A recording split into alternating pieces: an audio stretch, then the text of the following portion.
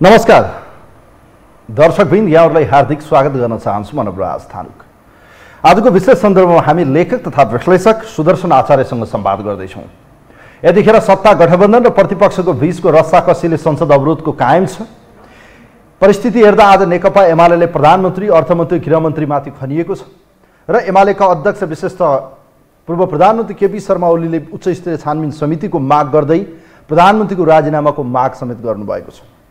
यति धेरै ठुलो काण्डको सवालमा प्रधानमन्त्रीको राजीनामाको मागसँगै सत्ता पक्षमा रहेको कांग्रेस भने यथास्थितिमा मौन जस्तो देखिन्छ। भलै कांग्रेसभित्रको एउटा समूह, संस्थापन इतर समूहका केही नेताहरू, डाक्टर शेखर कोइराला, त्यसैगरी प्रदीप पौडेलहरू भने यतिखेर सरकारको आलोचना गरिरहनु भएको छ र यो सुन प्रकरण जुन उच्चस्तरीय छानबिन समितिको माग छ, यो विषयमा चाहिँ सरकारले चाँडोभन्दा चाँडो उच्चस्तरीय छानबिन समिति बनाउनु पर्ने अडान उहाँहरूले लिनुभएको छ।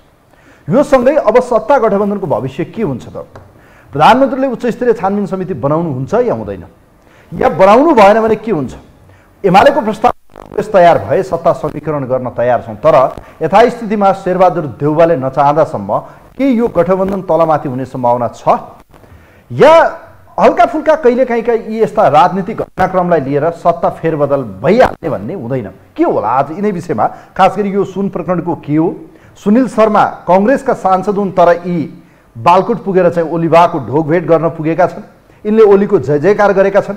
यी एमालेको मान्छे हुन्, यी कांग्रेसमा किन पठाइए, या यिनी मान्छे जासुस हुन् कांग्रेसभित्र? आज यिनको बारेमा चिरफार गर्नेछौँ। नक्कली सर्टिफिकेटमा चाहिँ यी व्यक्ति एकाएक चर्चाको पात्र बनेका छन्। खास गरी काठमाडौँ मेडिकल कलेज, नोबेल कलेजका चाहिँ सञ्चालक डाक्टर सुनिल कुमार शर्मा प्रकरणले चाहिँ यतिखेर नेपाली राजनीति तरङ्गित भएको छ। उहाँलाई अदालतले सामान्य तारिकमा छोडेको छ, तर उहाँसँगै अन्य व्यक्तिहरूलाई चाहिँ किन चाहिँ थुनामा राख्नुपर्ने परिस्थिति आयो? विभेदकारी चाहिँ यतिखेर न्यायालयको निर्णयलाई पनि आलोचना सुरु भएको छ। र आज मात्रै मन्त्रीमण्डल हेरफेरको विषय आएको छ। मन्त्री परिषदमा केही नयाँ अनुहारहरू दिने, जनमत पार्टीलाई समावेश गर्ने र माओवादी केन्द्रका दुईजना नेता अमरलाल मोदी र सुदन किरातीको नाम भने काटिने सम्भावना देखिएको छ, तर आधिकारिक निर्णय भने अझै हुन सकिरहेको छैन। मौसम खराबीका कारणले गर्दा प्रधानमन्त्री भने चितवनमै हुनुहुन्छ लगायतको विषय देशको समग्र राजनीतिको बारेमा आज चिरफार गर्ने प्रयास गर्नेछौँ। म सुदर्शन आचार्यजीलाई वेलकम गर्न चाहन्छु। सर नमस्ते, वेलकम, यहाँलाई स्वागत छ। आराम हुनुहुन्छ? एकदमै ठिक छ। एकपछि अर्को गरी घटनाक्रमहरू विकसित हुँदै गएको छ। अस्तिसम्म नक्कली भुटानी थियो, त्यसपछि ललिता निवास फाइल भयो, एकाएक यो सुन काण्ड आएपछि राजनीति बडो चक्रव्यूहमा फसेको जस्तो पनि देखिन्छ, रस्साकसी पनि देखिन्छ। र यसो हेर्दाखेरि कहीँ कतै यो राजनीति परिघटनाले नयाँ मोड लिन्छ कि सत्ता समीकरण नै फेरबदल हुन्छ कि भन्ने आशंका भने बाहिर हुन थालेको छ। तपाईँ के देखिरहनु भएको छ? यी प्रकरणपछि सत्ता पक्ष प्रतिपक्षको जुवारी, यो सत्ता गठबन्धन फेरबदलको सम्भावना के देखिरहनु भएको छ? यी काण्डलाई कसरी हेरिरहनु भएको छ? यहीँबाट सुरु गरौँ, त्यसपछि अन्य विषयमा जाउँला प्लिज। मलाई लाग्छ यो यही प्रकरणले, सुन प्रकरणले आजकै मितिमा यति नै बेला सत्ता पलट भएर अन्य केही अपोजिसनमा रहेका राजनीतिक दलसँग सत्तामा रहेका केही राजनीतिक दलका बीचको एलायन्सबाट सरकार निर्माण भइहाल्छ र त्यो तहमा पुगिहाल्छ भन्ने मलाई लाग्दैन प्रारम्भमा, यति बेलाको अवस्थामा। तर एउटा कुरा चाहिँ जबरजस्त रूपमा उठेको कुरा चाहिँ के हो भने, अपोजिसनले हिजोको मितिसम्म यो अपोजिसनको एजेन्डा थियो संसदीय समिति, छानबिन समिति निर्माणको विषय। आजबाट सत्तारूढ दलभित्रको संस्थापन इतर पक्ष र खास गरी डाक्टर शेखर कोइराला स्वयं आफैले, पार्टीको वरिष्ठ नेता जो आफै पनि हुनुहुन्छ, उहाँले नै यो विषयलाई चाहिँ उठान गरिनु भएपछि अब यसले नेपाली कांग्रेसमा पनि जबरजस्त रूपमा यो विषयले प्रवेश पायो। त्यसले गर्दा यो उच्च स्तरीय संसदीय समिति निर्माणको सन्दर्भलाई छलेर सरकार अगाडि जान सक्छ भन्ने मलाई लाग्दैन। त्यो समिति निर्माण गर्दै गर्दा त्यो समितिको छानबिनको दायराभित्र चाहिँ सत्तारूढ घटकका महत्त्वपूर्ण घटक र त्यो घटकको पनि उपल्लो तहसम्म यसको संलग्नता देखियो भने यसको असर सत्तारूढ गठबन्धनमा अवश्य पर्छ। त्यसको असर पर्दै गर्दा त्यसको असरले, त्यसको बाछिटाले सरकारले नै निरन्तरता पाउँछ कि पाउँदैन भन्नेसम्म त्यो तहमा जान सक्छ, त्यो तहमा पुग्न सक्ने देखिन्छ।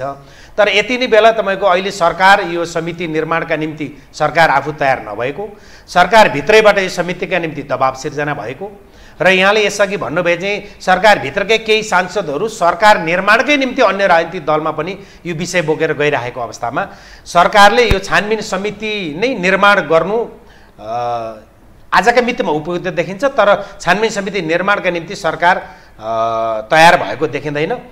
यहाँले नउठाउनु भएको, तर मेरो आशंका चाहिँ अर्को एउटा आशंका के छ भने यो छानबिन समिति निर्माण भन्दा रात रहे अग्रा पलाउँछ भने चाहिँ कतै सरकार आफै तपाईँको चाहिँ यो हाउसलाई स्थगनका निम्ति चाहिँ हाउस स्थगनको तहमा त कतै सरकार जाँदैन भन्ने खालको स्थिति चाहिँ त्यो आशंका चाहिँ छ मेरो। अब जस्तो यहाँनिर तपाईँले भन्नुभयो उस्तै छानबिन समितिको विषयलाई लिएर आज मात्रै नेकपा एमाले प्रधानमन्त्रीको राजीनामासम्मको माग गरिदिएको छ। हिजोसम्म अर्थमन्त्री गृहमन्त्रीमाथि चाहिँ प्रश्न खडा भइरहँदा अब प्रधानमन्त्रीमाथि नै प्रश्न खडा भएको छ। यदि आजका मितिसम्म यत्रा काण्ड बाहिर आउँदा यत्रो विषय उठिसकेपछि प्रधानमन्त्री के हेरेर बस्नु भएको छ? उहाँले राजीनामा दिनुपर्छ भन्ने विषय उठाइदिएको छ एमाले। यो कति जायज? यो नेकपा एमाले उठाएको यो विषय भन्दा पनि अझै ओजपूर्ण विषय चाहिँ अझै बलियो विषय, अझै बलियो आधार चाहिँ के हो भने तपाईँको चाहिँ नेपाली कङ्ग्रेस भित्रैबाट यो कुरा उठ्यो नि। नेपाली कङ्ग्रेस त आज सत्तारूढ दलभित्र छ, सत्तारूढ गठबन्धनभित्र छ। त्यहाँ त छानबिन समितिको माग मात्रै जब छानबिन समितिको माग उठेपछि महत्त्वपूर्ण चाहिँ तह त्यो अपोजिसनले प्रधानमन्त्री छानबिन समिति निर्माण गर्न पनि तयार नहुने, हामीले अर्थमन्त्री र गृहमन्त्रीको राजीनामा हामीले यसअघि राजीनामा माग्दै गर्दा अपोजिसनको भनाइमा राजीनामा माग्दै गर्दा उहाँहरूको राजीनामा पनि नआउने, हामीले अपोजिसनको हैसियतले संसद अवरुद्ध गर्दै गर्दा तपाईँको गृहमन्त्रीको चाहिँ जवाफको लागि तपाईँले समय उपलब्ध गराइदिनुहोस् भनेपछि गृहमन्त्रीले त्यहाँ संसदमा बोल्दै गर्दा पनि तपाईँको अपोजिसनप्रति नै उहाँले लान्छना लगाउने, त्यसो भए 33 किलो सुनमा हामीले तत्कालीन सरकारलाई आरोप लगाउने त भन्दै गर्दा तपाईँको हामीमाथि नै आरोप लगाइयो भन्ने बुझाइ चाहिँ अपोजिसनको हुने। त्यसले गर्दा अपोजिसनले आफ्नो एउटा दायित्व पनि हो, एउटा भूमिका पनि हो। अपोजिसनले संसदमा आफ्ना कुराहरू राख्ने, चित्त नबुझेको ठाउँमा प्रधानमन्त्री, गृहमन्त्री, अर्थमन्त्री लगायतका नेता, सरकारका प्रमुख र महत्त्वपूर्ण घटकका ती नेतृत्वको त्यो तहमा रहेकाहरूको राजीनामा माग्ने, त्यो त अपोजिसनको एउटा भूमिका रह्यो, अपोजिसनको एउटा दायित्व रह्यो। त मेजर कुरो चाहिँ म अहिले पनि जोड दिँदैछु, मेजर त तपाईँको संसद ती समितिहरू निर्माण हुनुपर्छ भन्ने कुरा जब काङ्ग्रेसबाट जोडदार रूपमा उठ्यो यो महत्त्वपूर्ण विषय हो। काङ्ग्रेसभित्रैबाट यो विषय उठेपछि या त अब प्रधानमन्त्रीले पनि नैतिकताको आधारमा म संसदीय समिति निर्माण गर्न म तयार छैन, म छोड्छु भन्न पर्यो, या त त्यो समिति निर्माण गर्नु पर्यो। दुईटा मध्ये एउटा नभए तपाईँको चाहिँ काङ्ग्रेसभित्र जुन संसदीय समिति निर्माणको जब कुरा उठेपछि या त उहाँहरूलाई कन्भिन्स गरेर मैले हिजो कुरा उठाएको थिएँ तर म कन्भिन्स भएँ, म त्यसबाट ब्याक भएँ भनेर कि त प्रश्न उठाउने एकपछि अर्को गरी अलि यसलाई अझ क्लियरिटी गरिदिनु होला। सुरुवाती दिनहरूमा कङ्ग्रेसभित्रैबाट पनि होइन राज्यको एउटा अङ्ग सिआइबीलाई जबरजस्त एउटा अहिले यो कन्फ्लिक्ट त देख्यो नि होइन, प्रतिपक्षले जो आवाज उठाइरहेको छ यो विषय नेपाली कङ्ग्रेसकै एकजना सांसद सुनिल शर्माले जब यो विषयलाई उठाउनु भयो, उहाँमाथि धरपकड भयो, भलै उहाँको नक्कली सर्टिफिकेटमा चाहिँ अदालतले उहाँलाई सामान्य तारिकमा छोडेको छ, उहाँले हाजिरी जमानमा चाहिँ उहाँ जानुपर्ने अवस्था छ। यो प्रकरणमा कहीँ कतै कङ्ग्रेसभित्रको गुट अहिले बलियो अवस्थामा देखेको, शेखर कोइरालाले उहाँको डिफेन्स या उहाँको पक्षबाट वकालत गरेको जस्तो देखिन्छ बाहिर हेर्दा। तर कङ्ग्रेसकै कयौँ नेताहरूले संसदमै हुङ्कार गरेको होइन सिआइबीलाई हामीले विश्वास गर्नुपर्छ। अब छानबिन समिति किन चाहियो क्या मेरो प्रश्न यहाँनिर। अहिले एमाले भनिरहेको छ, यो सरकार पक्ष के भन्छ भने हामीले सिआइबीलाई विश्वास गर्ने होइन भने यसलाई डिजोलेसन गरिदिउँ न त, भङ्ग गरिदिउँ, छोडिदिउँ, यसलाई किन चाहियो त भन्ने एउटा प्रश्न उठिरहेको छ। यो प्रकरणमा सुन प्रकरणमा सिआइबीले अनुसन्धान गर्ने जिम्मा दिइसकेपछि अब संसदीय छानबिन समिति या उच्च स्तरीय छानबिन समितिको औचित्य के हुन्छ?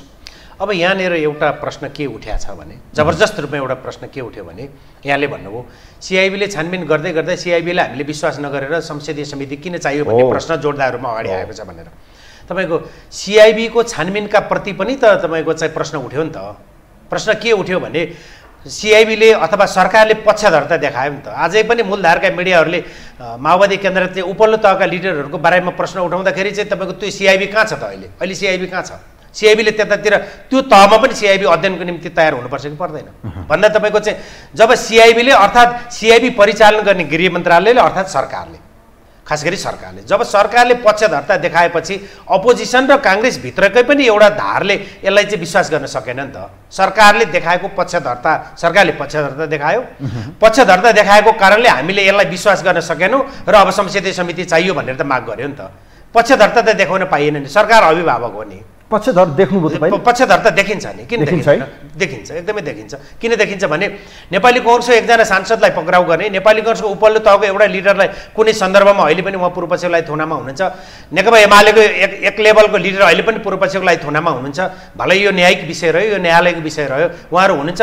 अनि माओवादी केन्द्रका बारे यति ठुलो जोडदार रूपमा चाहिँ यस्ता कुराहरू उठिरहेछ अनि एकातिर सुशासनको कुरो गर्ने माओवादीको पछिल्ला नियुक्तिहरू पनि हेरिएकै छ, देखिएकै छ, प्रष्टै छ एकातिर। त्यो त विषय आज आयो नि त। लार्का लामाको विवादहरू सतहमा आएको छ। लार्का लामा विवादले चाहिँ आज चरम भनौँ न काङ्ग्रेसभित्रको संसद दलको बैठकमा यहाँले त मूर्त रूपमै भन्नुभयो होइन, त्यो विषय उठेको छ भन्दा तपाईँको चाहिँ उसको सुशासनको उसले गरेको नियुक्तिबाट उसको सुशासनको विषय पनि देखियो नम्बर 1 र नम्बर 2 आफ्नै पार्टीको उपल्लो तहको नेतृत्वका बारे गम्भीरतापूर्वक तथ्यगत सहित तपाईँको चाहिँ मूलधारका मिडियाहरूले प्रश्न उठाएपछि त्यतातिर राज्य लाग्दैन भनेपछि तपाईँको राज्यको पक्षधरता गर्ने ठाउँ रह्यो कि रहेन? पक्षधरता त्यहाँनिर देखियो कि देखिएन? हो, जब पक्षधरता देखियो भने राज्यले गरेको छानबिनका सन्दर्भमा पक्षधरता देखिन्छ भने अनि अपोजिसन वा सत्तारूढ दल भित्रैबाट तपाईँको चाहिँ उच्च स्तरीय संसदीय समितिको माग जायज हो। अस्तिसम्म थिएन, एकाएक यो बढ्दैछ क्या, फेरि एकपछि अर्को गरे। हिजो काङ्ग्रेसमा थिएन, आज त काङ्ग्रेसीहरू पनि भन्न थाले अब त छानबिन समिति चाहियो। यसले के कहिले कतै सत्ता समीकरण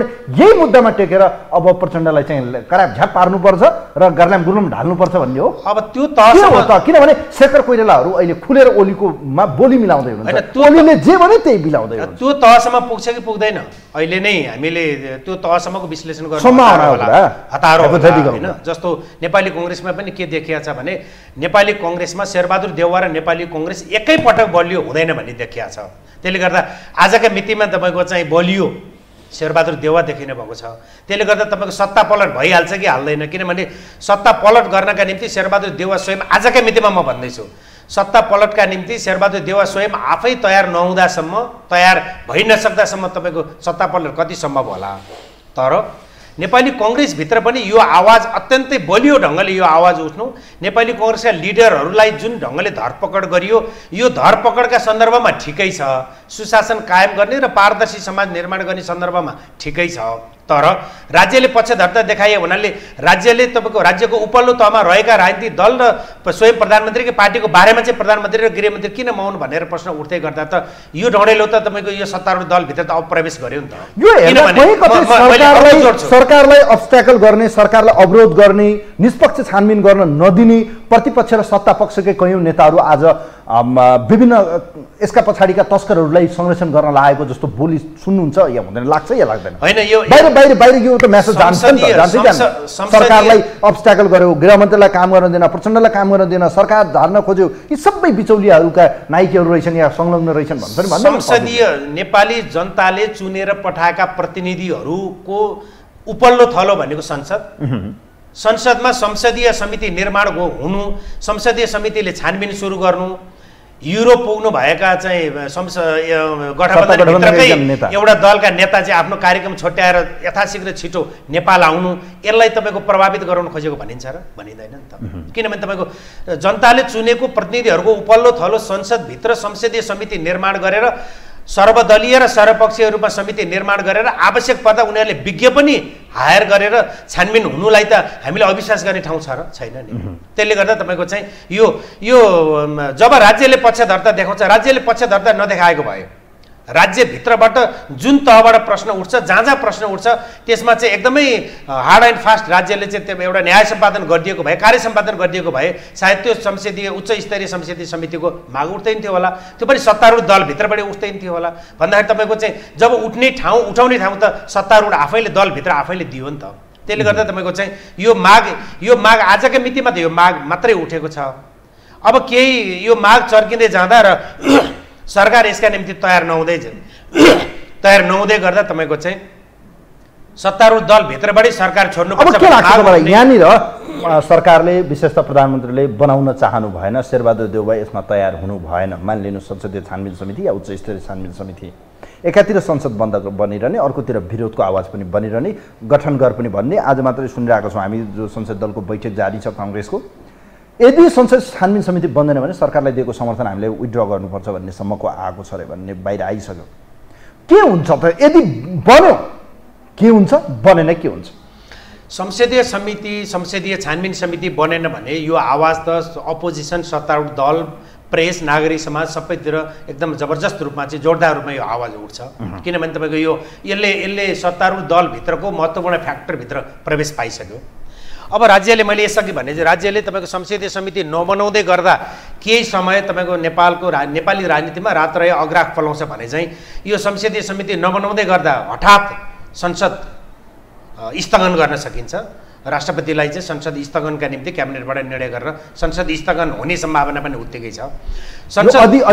यो संसदको अधिवेशन स्थगन हुने सम्भावना पनि उत्तिकै छ र संसदको अधिवेशन पनि स्थगित भएन, संसदीय समिति पनि निर्माण भएन भने एउटा दुर्भाग्यपूर्ण अवस्था चाहिँ त्यति बेला के आउन सक्छ भने पार्लियामेन्टभित्र मुठभेड हुन सक्छ।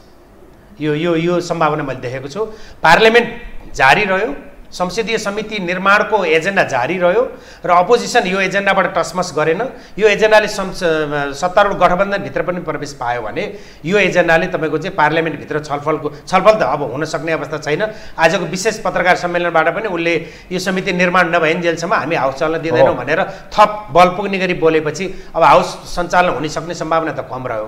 या त त्यही त उसको बटम लाइन छ नि त, संसद छानबिन समिति या बनायो भने के हुन्छ, बनाएन भने के हुन्छ। या त संसदीय छानबिन समिति निर्माण नगर्ने हो भने अपोजिसनलाई पनि ट्रस्टमा लिनु पर्यो, विश्वासमा लिएर राज्यको अङ्गले सत्तारूढ गठबन्धनको महत्त्वपूर्ण अङ्ग अथवा सरकारले हैन, महत्त्वपूर्ण दल माओवादी केन्द्र वा सरकारले, किनभने काङ्ग्रेसमा पनि त्यो आवाज उठिसक्यो। त्यसले गर्दा प्रधानमन्त्रीले प्रतिनिधित्व गर्नुभएको दल र सरकारले अपोजिसनलाई विश्वासमा लिएर हाम्रा सरकारी संयन्त्रहरूले गरेको छानबिन चाहिँ विश्वासयोग्य तरिकाले हामी छानबिन गर्छौँ भने या त विश्वासमा लिनु पर्यो। यदि यहाँले भन्नुभयो चाहिँ तपाईँको छानबिन समिति निर्माण भएन भने के हुन्छ भन्दै गर्दा भएन भने हाउस चलिरह्यो भने मुठभेड हुनसक्छ संसदमा। हाउस चलेन र हाउसै स्थगन भयो भने तपाईँको चाहिँ माओवादी यो नेकपा एमाले यसलाई अर्को ढङ्गले अगाडि लैजान सक्छ भनेको सरकारका मन्त्री प्रधानमन्त्री बहिष्कार गर्ने, तपाईँको चाहिँ के गर्ने विभिन्न उसले आफ्ना कार्यक्रमहरू ल्याउन सक्छ। अब हाउस चलेन भने त अपोजिसनले आफ्नो कुरा कहाँ राख्छ? एमालेले उठाइरहेको आवाज जेन्युन हो, ठिक छ उसको आवाज, ठिक छ, उसले के उसको पछाडि केही अन्य स्वार्थ देख्दैन? होइन तपाईँको चाहिँ नेकपा एमाले उसले संसदमा प्रधानमन्त्रीले, अर्थमन्त्रीले, गृहमन्त्रीले, सरकारले संसदमा चाहिँ आफ्ना भनाइहरू यो सुन प्रकरण वा यस्ता अनगिन्ती धेरै प्रकरणहरू जे प्रकरण उठेका छन् प्रश्नमाथि जवाब दिनु पर्यो। यसको जवाबका निम्ति उसले कुर्नु पर्थ्यो। सबैको जवाफ दिएपछि चित्त नबुझ्दै गर्दा मात्रै उसले यो प्रक्रिया अपनाउनु पर्थ्यो। उसले हतारो गर्यो, हाउस चल्नै दिएन, यो उसको प्रक्रिया गलत छ। नेकपा एमालेको प्रक्रिया गलत छ, तर उसले उठाएका विषयवस्तु चाहिँ जेन्युन छ। उठाएका विषयवस्तुको बारेमा कुनै डाउट छैन। मलाई लाग्छ संसदीय छानबिन समिति बनाएपछि यो जुन अहिले काण्ड छ यसको निर्क्युल निस्किन्छ लाग्छ, यसले टुङ्गो पाउँछ, यसको चुरो कुरो निस्किन्छ लाग्छ सर? यो महत्त्वपूर्ण विषय त्यही हो होइन? ठिक हो, तपाईँको यहाँको प्रश्न एकदमै सान्दर्भिक छ। एउटा कुरा, नेपाली जनताले चुनेर पठाएको सांसदहरूको उपल्लो थलो जहाँ जम्मा भएर समग्र मुलुकका बारेमा छलफल गरिन्छ, त्यो तहमा छलफल गर्ने तहका सांसदहरूले बनाएको समितिबाट पनि एउटा चाहिँ तथ्यपरक र वास्तविक एउटा चाहिँ प्रतिवेदन बाहिर आउँदैन र छानबिन चाहिँ निष्पक्ष स्वतन्त्र भएरै ढङ्गले गरेर प्रतिवेदन आउँदैन भन्ने कुरा हामीले कसरी विश्वास गरौँ? संसदको सांसदहरूले जनताले चुनेर पठाएका प्रतिनिधिहरूको उपल्लो थलो होइन संसद, त्यही संसदले सरकार निर्माण गरेको हो कि आचार्य सर? विगतमा पनि त यस्ता समितिहरू बने तर तिनका प्रतिवेदनहरू कार्यान्वयन भएनन्, कहीँ रद्दीको टोकरीमा भयो, कहीँ गोप्य राखिए। तर आजका मितिमा यो प्रकरणमा पनि त्यस्तो हुन्छ? आजका मितिमा म तपाईँलाई आजका मितिमा भन्दैछु, मूलधारका राजनीतिक दलहरूको आफ्नो अकर्मण्यताको कारण उहाँहरू यो वा त्यो बहानामा कुनै पनि राजनीतिक दल सुशासनकै सन्दर्भमा पनि कुनै न कुनै पनि राजनीतिक दल भनेको मूलधारका राजनीतिक दल जसले 20-30 वर्षदेखि शासन गर्दै आउनुभयो, उहाँहरू कोही पनि भ्रष्टाचारका सन्दर्भमा अछुतो नरहनु। उहाँहरूका कारणले तपाईँको चाहिँ नयाँ उदाएका राजनीतिक दलहरू एकैपटक ठुलो भल्लामा उहाँहरूको उदय हुनु, यो सबै कुराले फेरि पनि संसदीय समिति बन्दै गर्दा फेरि पनि सरकारको कार्य सम्पादन, यो यस्ता कुराहरू चाहिँ टालटुल गर्ने, एउटा जनताको आँखामा छारो हाल्नका निम्ति चाहिँ त्यस्ता खाले प्रतिवेदनहरू तयार हुने, अनि त्यो प्रतिवेदन कार्यान्वयन नहुने, त्यो तहमा गयो भने उहाँहरू आसन्न आवधिक निर्वाचनहरूमा चाहिँ उहाँहरूको पाटो चाहिँ एकदम धेरै कमजोर हुन्छ र उहाँहरूको अस्तित्व खोज्न पर्ने अवस्था आउँछ। त्यसले गर्दा हामीले हिजोको नजिरलाई हेरेर हिजो पनि समिति बने, हिजो पनि प्रतिवेदन बने, कार्यान्वयन भएनन् भनेर हिजोको नजिरलाई स्तरबाट यो प्रश्न ठिक हो होइन? एकदमै त्यो तपाईँ प्रश्न ठिक हो। हिजोको नजिरलाई हेरेर कार्यान्वयन हुँदैनन् भन्ने तहमा आज कम्तीमा हामी आज त्यो तहमा जान किन मिल्दैन भने एउटा नेपाल सरकारको एउटा निकाय गृह मन्त्रालयको पनि एउटा निकाय सिआइबीले पार्लिमेन्ट चलिरहेको अवस्थामा पार्लिमेन्टका सांसदलाई पनि च्याप समातेर लिएर आएर पार्टीका लिडरलाई पनि समातेर ल्याएर काम गरिरहेको यो अवस्थामा संसदीय छानबिन समिति निर्माण भएर त्यो छानबिन समितिले दिएको प्रतिवेदन कार्यान्वयन हुँदैन होला भनेर हामीले कसरी अनुमान गर्नु? अनुमान गर्न सक्छ। अब यो बाइ द वे छानबिन समिति बन्यो या भनौँ यी प्रकरणमा जसलाई हामीले अनुसन्धानका निम्ति राज्यले सुम्पेको छ ती संस्थाको चाहिँ औचित्य या तिनको विश्वसनीयतामाथि के हुन्छ? जस्तो मोरल्ली या तिनलाई चाहिँ मोटिभेटेड रूपमा हेर्ने हो भने सिआइबीको यसपछिको चाहिँ हैसियत के हुन्छ लाग्छ तपाईँलाई? होइन या उसले चाहिँ भोलि गएर काम गर्ने सवालमा चाहिँ राज्य राजनैतिक दलले चाहिँ सङ्कुचित पार्ने एक किसिमको चाहिँ भनौँ न आफ्नो कन्ट्रोलमा राख्ने त देखियो नि होइन? होइन एउटा कुरा जस्तो राजस्व अनुसन्धान विभागले हेरिरहेको सुन प्रकरण त अहिले सिआइबीमा पठाइयो 20 दिनपछि होइन 20 दिनपछि पठाइयो। यसो मतलब अब राजस्व अनुसन्धान विभाग भनेको चाहिँ तपाईँको चाहिँ कुनै पनि कार्य सम्पादन गर्नका निम्ति नाला यसमा असफल भयो भन्ने त देख्यो भनेर अनुसन्धानको निम्ति क्यापेबल होइन हामीले आजका मितिमा हामीले त्यो निष्कर्ष तपाईँको राजस्व अनुसन्धान विभाग वा सिआइबी वा राष्ट्रिय अनुसन्धान विभाग वा सम्पत्ति शुद्धिकरण वा कुनै पनि निकाय तपाईँको चाहिँ निकममा भयो भनेर हामी त्यो निष्कर्षमा पुग्नु अलि हतारो हुन्छ। किनभने तपाईँको चाहिँ ती निकायहरू अहिले त राजनीतिक दबाब छ, राजनीतिक पेचिलो ढङ्गले अगाडि बढेको छ, पार्लियामेन्ट हाउस चलेको छैन। त्यसले गर्दा राजस्व अनुसन्धान विभागबाट सिआइबीमा पठाएर त्योभन्दा राजस्व अनुसन्धान विभागले भन्दा पनि छिटो रिजल्ट निकाल्नका निम्ति सरकारको त्यो सोचाइ हुनसक्छ। तर यसको मतलब यो होइन ती निकायहरूले काम गर्न सकेनन् भन्ने त होइन। किनभने तपाईँको चाहिँ अब यहाँले भन्नुभयो चाहिँ तपाईँको काम गर्न सकेन कि सकेनन् भनेर हामीले एउटा निष्कर्ष निकाल्ने हो भने त सशस्त्र प्रहरीको एउटा युनिट र अर्थ मन्त्रालयको एउटा युनिट त भन्सारमा त अलरेडी कायमै थियो नि त। त्यो कायम हुँदै गर्दा त सुन त बाहिर सडकबाट समात्या हो नि। सडकबाट समातेको भनेको त प्रधानमन्त्री कार्यालय मातहत रहेको राजस्व अनुसन्धान विभागले समात्या हो नि त। यसो मतलब हामीले अर्थ मन्त्रालयका सबै निकायहरू अब निकममा भएर उसले के पनि गर्न सक्दैनन् भनेर निष्कर्ष निकाल्न त मिलेन होइन। सेटिङ थियो वा किन काम गर्न सकेन वा किन बाहिरसम्म आइपुगुन्जेलसम्म चाहिँ किन मौन वा अपोजिसनले आरोप लगाए चाहिँ हिजोदेखिका अनगिन्ती चाहिँ दर्जनौँ पटक चाहिँ त्यसरी पास भएको थियो कि यो सबै छानबिन र छलफलको विषय बन्नु पनि पर्छ।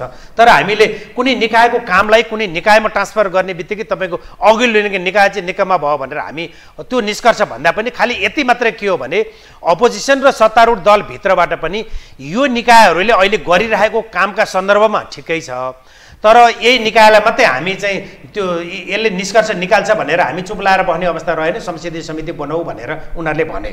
म यहाँलाई अर्को एउटा प्रश्न अर्को पनि एउटा सन्दर्भमा जोड्न चाहन्छु।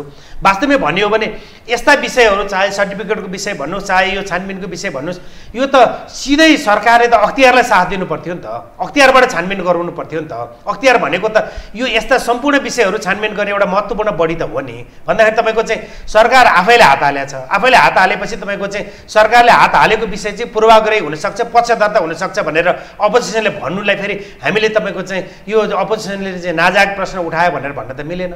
त्यो भए हुनाले तपाईँको चाहिँ कतिपय सन्दर्भमा मैले यसअघि भने चाहिँ पक्षधरता देखिएको छ। तर बाहिर मान्छेहरूले के भन्छन् भने अहिले सरकारले सुशासनको रूपमा चाहिँ एकपछि अर्को काण्डहरू यसपछि पनि अरू खोल्छु भनेर प्रधानमन्त्री भन्नु भएको छ, गृहमन्त्री पनि भन्नु भएको छ हामी सुशासनका निम्ति कसैसँग हामी झुक्दैनौँ, कसैलाई छोड्दैनौँ, बरु सरकार छोड्न तयार भइन्छ यी लगायतको विषय। एकातिर उहाँहरूको राजीनामाको विषय उठिरहेको छ र उठाइएको पनि छ, यो प्रकरणहरू देखिरहनु भएको छ। सर यी यावत मुद्दालाई टेकेर अहिले सत्ता पक्ष र प्रतिपक्षको रूपमा हेर्ने हो भने विशेषतः प्रमुख प्रतिपक्षी दल एमाले जो गठबन्धन भत्काउने र कङ्ग्रेससँग समीकरण बनाउन खोजेको जस्तो देख्नुहुन्छ या हुँदैन? अब उसको अहिले स्ट्राटेजी के होला जस्तो लाग्छ? होइन एउटा अपोजिसन किनभने एकपछि अर्को मुद्दाहरू खोल्दैछ यो सरकारले, यसलाई रोक्नु अपोजिसनको दायित्व हो सत्तारूढ गठबन्धनका बीचमा त्यो पनि त्यही अपोजिसनले आफूले दिएको लेटरका आधारमा आफूले दिएको मतका आधारमा निर्माण भएको प्रधानमन्त्री जो प्रधानमन्त्री भइसकेपछि आजको मितिको अपोजिसनलाई छोडेर अर्को गठबन्धनमा उहाँ पुग्नुभयो। भले त्यो गठबन्धन चाहिँ फेरि हिजो निर्वाचन पूर्व चाहिँ रहेको गठबन्धन थियो भन्दै गर्दा तपाईँको यो त अपोजिसनले सरकार सत्ता भत्काउन खोज्नु, आफू सरकारमा जान खोज्नु, गठबन्धनको बिचमा चाहिँ तपाईँको दूरी टाढा गराउनु, यसलाई त यो त स्वाभाविक मान्न सक्छ। राजनीतिक खेल हो। भले यो खेलले सुशासन कायम हुन्छ कि हुँदैन, पारदर्शी समाज निर्माण हुन्छ कि हुँदैन, हामीले भनेको राजनीतिक स्थिरता यो हो कि होइन, यसरी तपाईँको चाहिँ 2-2 महिना 3-3 महिना 6-6 महिनामा 1-1 वर्षमा सरकारको अदली बदलीले राजनीतिक स्थिरता कायम हुन्छ कि हुँदैन, सुशासन कायम हुन्छ कि हुँदैन, मुलुकको समृद्धि आउँछ कि आउँदैन, नेपाली जनताले गणतन्त्रका प्रति, सङ्घीय लोकतान्त्रिक गणतन्त्रका प्रति, मूलधारका राजनीतिक दलका प्रति जनताले विश्वास गर्छन् कि गर्दैन, त्यो चाहिँ उहाँले सोच्ने विषय हो। किनभने तपाईँको चाहिँ मूलधारका राजनीतिक दलहरूको यात्रा दिनानुदिन तीव्र गतिमा ओह्रालो यात्रामा छ, त्यो उहाँहरूको विषय भयो। त्योभन्दा बाहेक तपाईँको चाहिँ यसलाई सत्ता टिकाउने सन्दर्भ, सुशासन कायम गर्ने सन्दर्भ, पक्षधरता नदेखाउने सन्दर्भ त सत्तारूढ घटक हो र सत्तारूढ घटक मध्येको पनि हामीले यसअघि पनि भन्दै आयौँ। पक्षधरता प्रधानमन्त्रीको दलले, प्रधानमन्त्रीको पार्टीले, गृहमन्त्रीले पक्षधरता, प्रधानमन्त्रीले पक्षधरता देखाउँदै आउनुभयो भनेपछि त पक्षधरता नदेखाउने दायित्व त उहाँहरूको हो। एमाले अहिले कन्फर्म रूपमा यो गठबन्धन ब्रेक गर्न त खोजिरहेको देखिन्छ होइन? त्यो देखिन्छ, त्यो स्वाभाविक हो होइन? त्यो देखिन्छ। किन देखिन्छ भने हिजो आफैले बनाइदिएको प्रधानमन्त्री अर्को गठबन्धनमा उहाँ जानु भएपछि त्यो स्वभावले एमाले यो गठबन्धन भत्काउनका निम्ति एमालेका नेताहरूले भनिरहनु भएको छ कङ्ग्रेसलाई प्रस्ताव गरिरहेको जस्तो देखिन्छ। सिन अनसिन रूपमा अहिले कयौँ नेताहरू दौडधुप गरिरहेको देखिन्छ। सुनिल शर्माहरू लागिरहनु भएको छ। आज उहाँले पनि बोल्नुभयो अब प्रधानमन्त्री आलो पालोमा जानुपर्छ, 2 वर्ष देऊ वा 2 वर्ष चाहिँ ओली भनेर उहाँले भनिरहनु भएको छ।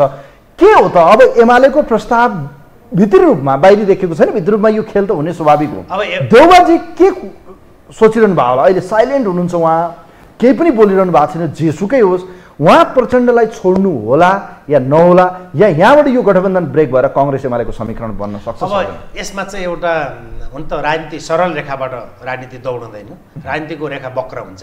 तर यहाँनिर हामीले सरल रूपमा हामीले एकदमै सिम्पल सामान्य नागरिकको हैसियतले पनि हामीले बुझ्ने कुरा के हो भने तपाईँको चाहिँ पुष्पकमल दाहालको सरकारलाई नेपाली कङ्ग्रेसले छोड्दै गर्दा पुष्पकमल दाहाल र केपी शर्मा ओलीका बिचमा चाहिँ एकता हुँदैन भन्ने ग्यारेन्टी के? त्यो पनि हो नम्बर 1। किनभने तपाईँको हिजो बालुवाटारमा शेरबहादुर देउवासँग संवाद नमिल्ने बित्तिकै सिधै बालकोट गएर प्रधानमन्त्री त पुष्पकमल दाहालले हासिल गर्नुभएकै हो। एउटा त्यो ग्यारेन्टी के? अर्को कुरो मैले यसअघि पनि भने शेरबहादुर देउवा र नेपाली कङ्ग्रेस एकैपटक दुईटै बलियो बन्दैन र आजका मितिमा शेरबहादुर देउवा बलियो हुनुहुन्छ। नेपाली कङ्ग्रेस दुब्लो छ, शेरबहादुर देउवा बलियो हुनुहुन्छ अङ्कगणितका हिसाबले। त्यो केन्द्रीय समितिको बैठकमा पनि त्यो देखियो, त्यो प्रश्न देखियो। त्यसले गर्दा तपाईँको चाहिँ अब यहाँले भन्नुभयो चाहिँ तपाईँको चाहिँ देउवाको परिवारभित्र पनि तपाईँको चाहिँ एक प्रकारको आशंका जन्मिया छ। त्यसले गर्दा सत्तामा नरहेको राजनीतिक दलसँग एकता गरेर सत्ता निर्माणका निम्ति 1-आध महिना लाग्छ। तर अहिलेकै सत्ताले चाह्यो भने जो कोहीलाई पनि तपाईँको चाहिँ झिसमिसमै भ्यान पठाएर लिएर आएर चाहिँ उठाएर लिएर आउनु त सक्ने रहेछ बयानका नाममा।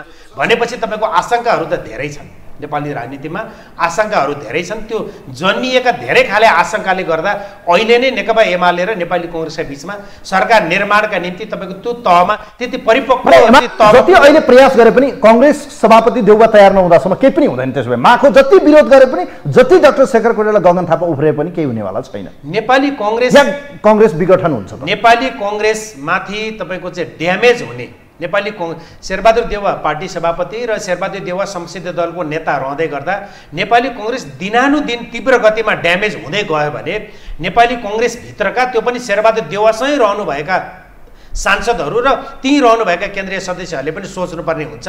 अब देउवाको विकल्प खोजेर पनि नेपाली कङ्ग्रेसलाई यो हुँदै गरेको ड्यामेज कन्ट्रोल गर्नुपर्छ भन्ने कुराको विकल्प खोज्ने तहमा उहाँहरू पुग्नुहुन्छ।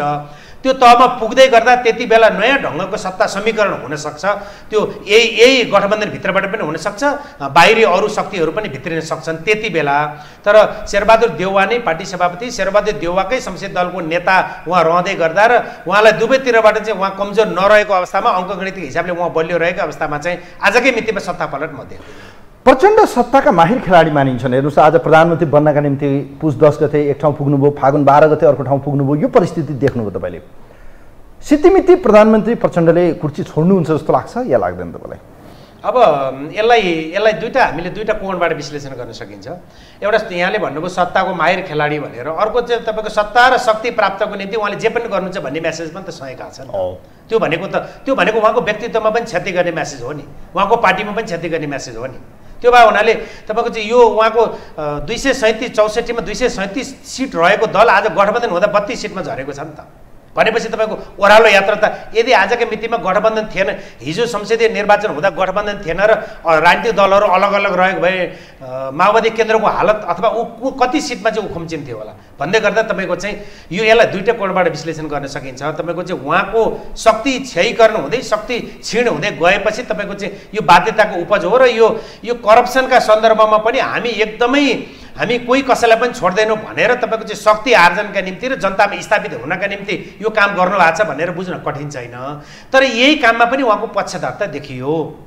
यो पक्षधरताबाट उहाँ बाहिर निस्कन सक्नु भएन भने तपाईँको चाहिँ नयाँ ढङ्गको समीकरण हुनसक्छ।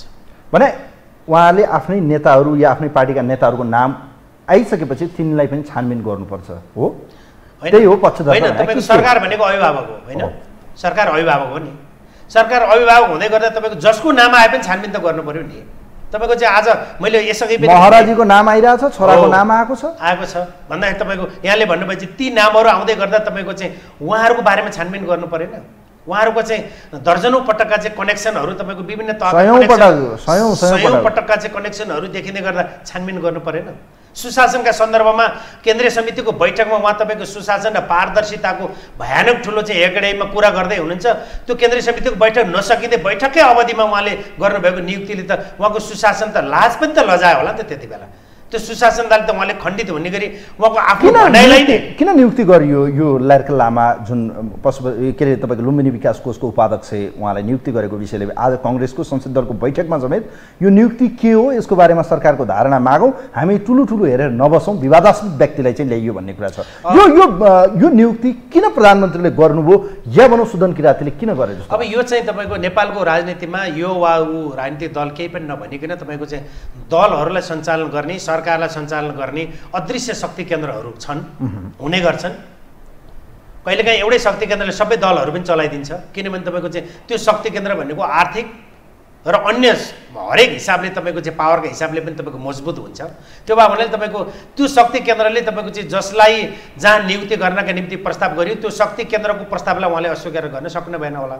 यो त सुदन किराती वा अरू कुनै मन्त्रीको कुरो रहेन। प्रधानमन्त्रीको दलाइ लामाको प्रेसर आएको हुन सक्छ, अब मलाई चाइनिज प्रेसर हुन सक्छ, मैले इन्डियन प्रेसर हुन सक्छ, के चाहिँ हो त तपाईँको? मैले मूर्त रूपमा यो वा त्यो कुनै शक्ति केन्द्र, कुनै दल, कुनै शक्ति राष्ट्र वा कसैका बारेमा म प्रवेश गर्न चाहन्न।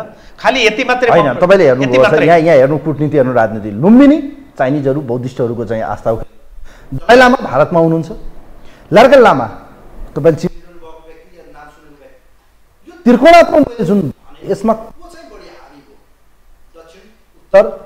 या नेपाल भित्रैबाट अदृश्य शक्ति केन्द्र हामी यसलाई म यति मात्र दलाइ लामाको जादुको छडी यसबाट चल्यो हैन? त्यहाँ अदृश्य शक्ति केन्द्र हावी भयो, जुन अदृश्य शक्ति केन्द्रले दबाब दलाइ लामाको इन्ट्रेस्ट अनुसार चाहिँ ल्यार्का लामा अदृश्य शक्ति केन्द्र जसले प्रधानमन्त्रीलाई पनि चलायो र प्रधानमन्त्रीको जानकारी बेगर अथवा प्रधानमन्त्रीले नाम नपठाइकन त उहाँको नियुक्ति भएको छैन।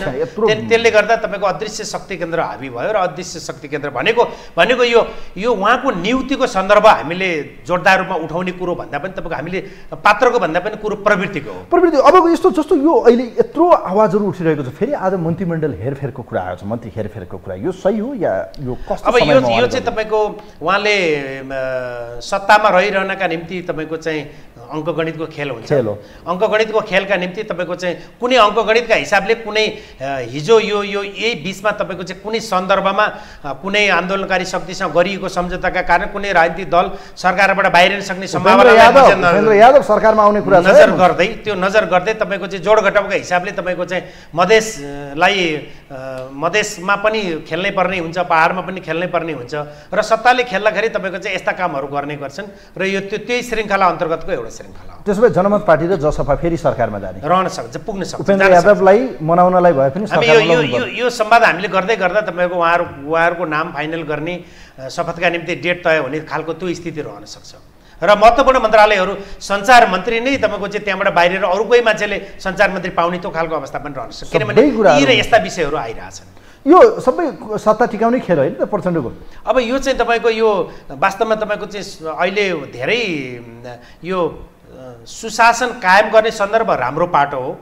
सुशासन कायम गर्ने सन्दर्भमा तपाईँको चाहिँ एकदम माइक्रो लेभलमा गएर तपाईँको जुनसुकै पनि विषयवस्तुको बारेमा अध्ययन गरेर त्यसलाई पारदर्शी समाज निर्माण गर्नका निम्ति राज्य लाग्नु असाध्यै पोजिटिभ पाटो हो। तर कसरी लाग्यो भने तपाईँको चाहिँ सुशासनका सन्दर्भमा पनि तपाईँको चाहिँ सरकार बाघको घोडा चढ्यो। बाघमाथि कतिन्जेल बस्ने ओर्ले भने खाइहाल्छ, किनभने तपाईँको आफ्नै दलभित्र अब त एउटा महत्त्वपूर्ण एउटा घडीको एउटा सुई त आफ्नै दलभित्र तेर्सियो नि त।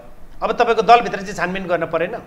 सरकारले चाहिँ पक्षधरता देखाउन मिल्छ? मैले यसअघि भने चाहिँ सरकार त अभिभावक हो नि त भन्दाखेरि तपाईँको आफ्नै दलभित्र पनि तपाईँको छानबिनको दायरामा दल जो कोही पनि स्वयं आफै परे पनि संसदीय समिति निर्माण यदि भयो भने त्यो संसदीय समितिले तथ्य र तथ्याङ्कमा टेकेर तपाईँको चाहिँ प्रधानमन्त्री वा सत्तारूढ दलका चाहिँ महत्त्वपूर्ण लिडरहरूतिर सङ्केत गर्यो भने त महत्त्वपूर्ण लिडरहरू पनि छानबिनको दायरामा त आउनु पर्यो नि त। नाम त आउँछ, बदनाम त हुन्छ नि। होइन तपाईँको होइन होइन नाम आउने र बदनाम हुने मात्रै रहेन। तपाईँको छानबिनको निम्ति चाहिँ त्यो दायराभित्र ल्याउने कि नल्याउने। अहिले माधव नेपालको नाम आयो नि त, न्यायालयले उहाँहरूको उप पनि छानबिन हुनुपर्छ भन्दै गर्दा माधव नेपाल र बाबुराम भट्टराई अब छानबिनको दायरामा त आउनु भयो नि त होइन। भन्दै गर्दा तपाईँको चाहिँ अब कसैलाई कुनै दलको आकार अलि सानो हुँदै गर्दा त्यसलाई ल्याउने, अथवा कुनै राजनीतिक दलमा तपाईँको चाहिँ कोही मान्छेलाई ल्याउँदै गर्ने होइन। तपाईँको चाहिँ कोही मान्छे अहिले पनि तपाईँको न्यायिक कठघरामा उहाँहरू मध्ये कोही हुनुहुन्छ भन्दै गर्दा तपाईँको पक्षधरता देखाउने सन्दर्भ त कसैले पनि जायज भन्न सक्छ र। सुदर्शन आचार्यज्यू, तपाईँलाई के लाग्छ अहिले प्रचण्डले फेस सेभ गर्न, प्रतिपक्षलाई पनि कन्भिन्स गर्नका निम्ति गृहमन्त्रीलाई चाहिँ बलिको बोका बनाउन सक्नुहुन्छ या हुँदैन? मेरो प्रश्न। मलाई लाग्दैन तपाईँको गृहमन्त्री वा अर्थमन्त्रीको राजीनामा पछि पनि होइन। आज पनि भन्नुभयो नि त अर्थमन्त्रीले, मेरो प्रमाण पुष्टि गर्नुहोस् म राजीनामा दिन्छु। यो बेला प्रधानमन्त्री दुबैलाई हटाएर पनि आफू सेभ हुन सक्ने ठाउँ देख्नुहुन्छ या हुँदैन? गृहमन्त्रीले, अर्थमन्त्रीले वा सरकारका कोही पनि मन्त्रीहरूले तपाईँको आफूले गरेको कार्य सम्पादनका सन्दर्भमा प्रश्न उठ्दा मेरो आरोप पुष्टि भयो भने म राजीनामा दिन्छु भन्ने कुरो त्यो एउटा उच्च मनोबल राख्ने कुरो त्यो ठाउँमा आफ्नो ठाउँमा रह्यो। तर तपाईँको गृहमन्त्री वा अर्थमन्त्री वा कोही मन्त्री वा कुनै व्यक्ति वा कोही मान्छेलाई कसैलाई पनि नियन्त्रणमा लिएर मात्रै तपाईँको चाहिँ अब यो विषय चाहिँ टालटुल भयो, समाप्त भयो, वा अब काङ्ग्रेसभित्रकै एउटा फ्याक्टरले वा अपोजिसनले चाहिँ संसदीय समितिको मागबाट चाहिँ उहाँहरू ब्याक हुनुहुन्छ होला भन्ने कुरा कम्ती मलाई यति बेला लाग्दैन। बित्तिकै त यो संसद सुचारू हुनसक्छ, उहाँहरूको केही नभए पनि माग मैले भने फेस सेभ त गर्न सक्छ नि त सरकारले। होइन, सरकारले फेस सेभ गर्ला कि कसैको कुनै व्यक्तिलाई तपाईँको सरकारबाट गृहमन्त्री र अर्थमन्त्री दुवैलाई हटाइदिने, देउवाले पनि तयार हुने, कङ्ग्रेसभित्रको पनि विवादहरूलाई मिलाउने, यतापट्टि माओवादीकै सरकारको आलोचना पनि भयो, गृहमन्त्रीको प्रतिपक्षले पनि विरोध गरिरहेछ, दुवैलाई हटाइदिउँ, यो सम्भावना के देखिन्छ? जस्तो हिजोको मितिमा एउटा जनार्दन शर्माले अर्थमन्त्रीबाट बाहिर निक्लनु भयो र यहाँले त्यही टाइपको चाहिँ एउटा नजिर प्रस्तुत गर्नुभयो। तपाईँको चाहिँ त्यो यसरी सरकारको एउटा स्टेप त्यो हुनसक्छ होइन। सरकारको संसदीय समिति हामी बनाउँदैनौँ भन्दै गर्दा तपाईँको गृह र अर्थमन्त्रीले तपाईँको हाम्रा उप प्रश्न उठेपछि प्रधानमन्त्रीले सरकारको पुनर्गठन पनि गर्नु परेन, प्रधानमन्त्रीले राजीनामाको निर्देशन पनि दिनु परेन। गृह र अर्थमन्त्री स्वयं आफैले तपाईँको हाम्रा बारेमा प्रश्न उठेपछि हामी यो सरकारबाट हामी बाहिर जान्छौँ र हाम्रो संलग्नता पुष्टि भए कारवाही भोग्न तयार छौँ, संलग्नता पुष्टि नभए पुनः हामी गृह र अर्थमन्त्रीको रूपमा फेरि काम गर्न सक्छौँ भनेर उहाँले एउटा उच्च नैतिकता देखाएर उहाँहरू राजीनामा दिएर बाहिरिन पनि सक्नुहुन्छ। एउटा सवाल त त्यो रह्यो। तर अपोजिसन र काङ्ग्रेसभित्रकै फ्याक्टरले तपाईँको त्यतिमै तपाईँको चाहिँ यो खालि गृहमन्त्री र अर्थमन्त्रीको राजीनामाको मात्रै यो माग हो भन्ने मलाई लाग्दैन। यो संसदीय समिति निर्माण गरेर संसदीय समिति अन्तर्गत संसदीय संसद अन्तर्गतको संसदीय समितिले नै त्यो उच्च स्तरीय समितिले नै छानबिन गर्नुपर्छ र त्यो छानबिनको निष्कर्षलाई चाहिँ कारबाहीको एउटा दायरामा लैजानुपर्छ भन्ने नै उहाँहरूको माग हो भन्ने मलाई लाग्छ। त्यसले गर्दा उहाँहरूको राजीनामामा मात्रै तपाईँको चाहिँ यो विषय टुङ्गिन्छ भन्ने कुरा आजका मितिमा कम्तीमा मलाई लाग्दैन। अब सुनिल शर्माको बारेमा कुरा गरौँ। डाक्टर सुनिल कुमार शर्मा एकजना मेडिकल व्यवसायी, पछि गएर कङ्ग्रेसबाट सांसद हुनुभयो। अहिले उहाँ कङ्ग्रेसको घरभन्दा बढी उहाँलाई बालकोट प्यारो लागिरहेछ। यो चरित्र हो या यो प्रवृत्ति हो, यो के हो सर? उहाँ के गर्न खोजिरहनु भएको छ? उहाँ आज अर्थमन्त्रीलाई पनि गाली गरिरहनु भएको छ, प्रधानमन्त्री र गृहमन्त्री आतङ्ककारी भन्दै हिँडिरहनु भएको छ। यो विक्षिप्त हो कि सर? यो एउटा पात्र, यो चरित्र के हो लाग्छ तपाईँलाई? म डाक्टर सुनिल शर्माको बारेमा धेरै टिप्पणी गर्न चाहन्न, तर म यति भन्दै गर्दा एउटा कुरा चाहिँ के भन्छु भने डाक्टर सुनिल शर्माले तपाईँको चाहिँ नेपाली कङ्ग्रेसले संस्थागत रूपमा निर्णय नगरी, डाक्टर सुनिल शर्मा त नेपाली कङ्ग्रेसको एउटा पार्लिमेन्टको मेम्बर हो, एउटा सदस्य हो। नेपाली कङ्ग्रेसले निर्णय नगरिकन तपाईँको चाहिँ विभिन्न व्यक्तिहरूलाई प्रधानमन्त्री बाँड्दै हिँड्ने तपाईँको चाहिँ त्यो एउटा अनुशासनको विषय हो। उहाँले त्यो अनुशासनको दायरा उहाँले नाग्नु भएको छ। त्यो बापतको क्षति नेपाली कङ्ग्रेस आफूले उहाँलाई अनुशासनको कारबाहीको सन्दर्भ के गर्ने हो त्यो नेपाली कङ्ग्रेसले जान्ने कुरा हो र यो अनुशासनको विषय हो एउटा कुरा। अर्को कुरो तपाईँको चाहिँ सुशासनका सन्दर्भमा उहाँले गृह र अर्थमन्त्रीको राजीनामा र सुन प्रकरण उहाँले जे उठाउनु भयो तपाईँको उहाँको शब्द चयन र उहाँको प्रस्तुतिका बारेमा मेरो रिजर्भेसन होला, तर उहाँले उठाउनु भएको विषयका बारेमा त्यही विषयमा आज डाक्टर शेखर कोइराला पनि आइपुग्नु भएको हुनाले उहाँले उठाउनु भएको विषय ठिक हो। र अर्को सरकारले उहाँलाई नियन्त्रणमा लियो। तपाईँको सरकारले नियन्त्रणमा लिएपछि न्यायालयले के भन्यो भने यहाँले कार्यक्रम सञ्चालनकै प्रारम्भमा उहाँले यहाँले भनिसक्नुभयो तपाईँको सरकारले नै पक्षधरता देखायो, केही न्यायालयले पनि पक्षधरता देखायो, केही मान्छे छानबिनका निम्ति भित्र छन्, केही बाहिर भनेर। अब यसलाई पनि हामीले दुईवटा पाटोमा हेर्नुपर्ने हुन्छ। डाक्टर सुनिल शर्मा पार्लिमेन्टको मेम्बर नम्बर 1 र नम्बर 2 उहाँले पेश गरेको यदि उहाँको सर्टिफिकेट नक्कली हो भने हो कि होइन कम्तीमा मलाई थाहा भएन, तपाईँलाई थाहा भएन।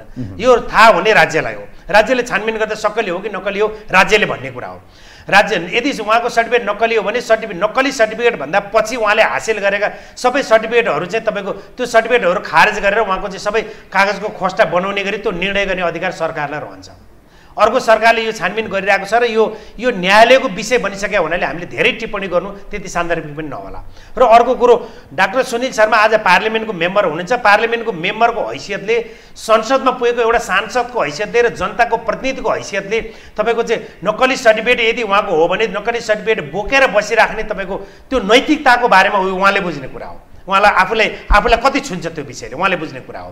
र जहाँसम्म डक्टरहरूको सन्दर्भ छ, नक्कली सर्टिफिकेट पछि उहाँहरूले त्योभन्दा पछि अध्ययन गरेर जुन नक्कली सर्टिफिकेट हासिल गर्नुभयो, बिचको एक तह त उहाँहरूले नक्कली सर्टिफिकेट हासिल गर्दै गर्दा त्यसपछि नक्कली सर्टिफिकेट हासिल गरेर उहाँहरू अहिले पनि धमाधम बिरामी जाँच्दै हुनुहुन्छ भने नक्कली सर्टिफिकेट हासिल गरेको व्यक्तिले बिरामी जाँचिराख्दाखेरि त्यो त तपाईँको चाहिँ हाम्रो जीवनसँग हाम्रो जिन्दगीसँगको सरकारको विषय रह्यो कि रहेन। त्यसले गर्दा उहाँहरूलाई न्यायालयले भित्रै राखेर छानबिन गर भनेर भन्नुलाई यसलाई जायज मान्न सकिन्छ।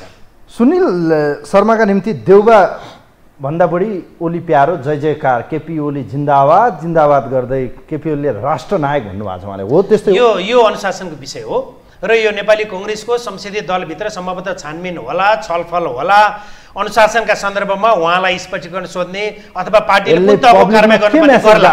ओली सही हो और सब खत्म हुनु भन्ने उहाँका ती अभिव्यक्ति यहाँले भन्नुभए चाहिँ त्यो अभिव्यक्तिहरू सार्वजनिक भए।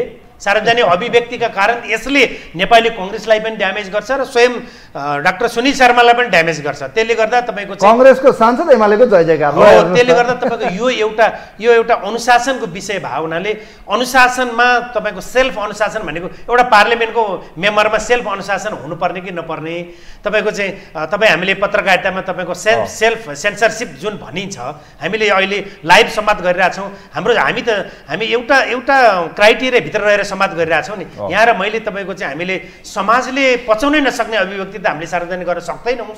त्यसले गर्दा तपाईँको एउटा पार्लिमेन्टको मेम्बर जो कानुन बनाउने तहमा छ, जो नीति निर्माण बनाउने तहमा पुगेको छ, ऊ भित्र पनि उसले पनि सेल्फ सेन्सरसिप स्वयं आफैले लागू गर्नुपर्छ। त्यसले गर्दा तपाईँको उहाँले कति लागू गर्नुभयो, नभए उहाँले सेल्फ सेन्सरसिप बुझ्नु भएन भने तपाईँको सो अनुशासन आफैलाई गर्ने सो नियमन उहाँले बुझ्नु भएन भने त्यो उहाँ आबद्ध नेपाली कांग्रेसले उहाँलाई बुझाउँछ।